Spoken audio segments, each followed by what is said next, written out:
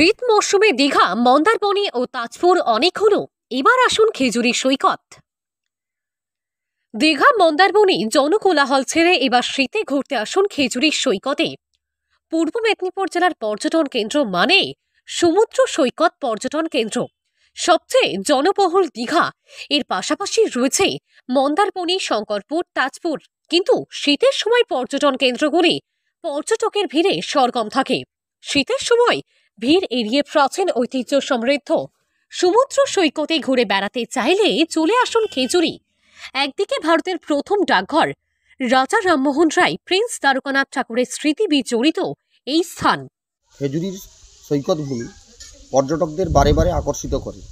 যারা দীঘা কিংবা শঙ্করপুর বা জুনপুটের ভিড় কোলাহল থেকে মুক্ত হয়ে নির্জন নিরিবিলিতে একটু সময় কাটাতে চান, এই শীতের দিনে পিকনিকের জন্য অফবিট ডেস্টিনেশন হিসাবে খেজুরি সৈকত ভূমি তাদের কাছে একটি গুরুত্বপূর্ণ। খেজুরি প্রাচীনকালের উত্তর পূর্ব ভারতের প্রথম সমুদ্র বন্দর।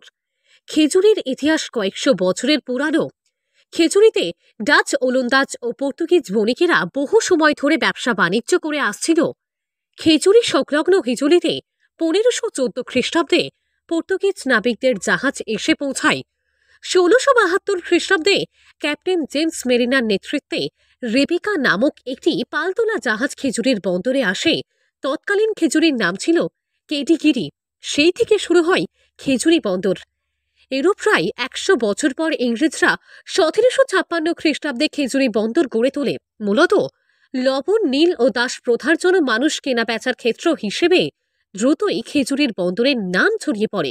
নিয়মিত দীঘা, শঙ্করপুর, জুনপুট গিয়ে গিয়ে একঘেয়েমিতে ক্লান্ত হয়ে গেছেন, তারা দীঘার পথেই খেজুরিতে আসতে পারেন। খেজুরিতে রয়েছে বিস্তীর্ণ সৈকত ভূমি, হিজলি সমুদ্র সৈকত, এবং সেখানে রয়েছে সুপ্রাচীন প্রায় 400 বছরের প্রাচীন হিজলি মাজার এবং মসজিদ। হিজলি মসজিদ রয়েছে ভারতবর্ষের প্রাচীন ডাকঘর। খেজুরিতে এলে আপনি হুগলি নদীর মোহনা দেখতে পাবেন।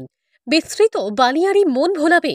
এর পাশাপাশি খেজুরিতে রয়েছে হিজলি শরীফ, প্রাচীন ডাকঘরের ধ্বংসাবশেষ, প্রাচীন লাইট হাউস, অনতি দূরে সাহিত্য সম্রাট বঙ্কিমচন্দ্রের কপালকুণ্ডলা উপন্যাসের প্রেক্ষাপট, এমনকি আজও বর্তমান কপালকুণ্ডলা মন্দির। এছাড়া আশেপাশে রয়েছে অনেকগুলি সমুদ্র সৈকত, যা পুরোপুরি ভার্জিন অবস্থায়। শীতের সময় এই পর্যটন কেন্দ্রে এলে আপনি পরিযায়ী পাখিদেরও দেখতে পাবেন। রয়েছে ভারতের বৃহত্তম মৎস্যবন্দর, দেশপ্রাণ মৎস্যবন্দর। কিভাবে আসবেন? কলকাতা বা হাওড়া থেকে সরাসরি বাসে করে আসা যায়। রাত্রি বাসের জন্য একাধিক বেসরকারি লজ ও হোটেল রয়েছে। বর্তমানে খেজুরিতে একটি সংগঠনের উদ্যোগে হেরিটেজ খেজুরিকে প্রচারের আলোয় নিয়ে আসার চেষ্টা হয়েছে। পরিবারের সঙ্গেই সব মিলিয়ে শীত মরশুম প্রিয়জন অথবা পরিজনের সঙ্গে একান্ত সময় কাটাতে হলে চলে আসুন খেজুরি। পূর্ব মেদিনীপুর জেলার খেজুরি থেকে সৈকত শ্রীর রিপোর্ট, লোকাল 18 বাংলা।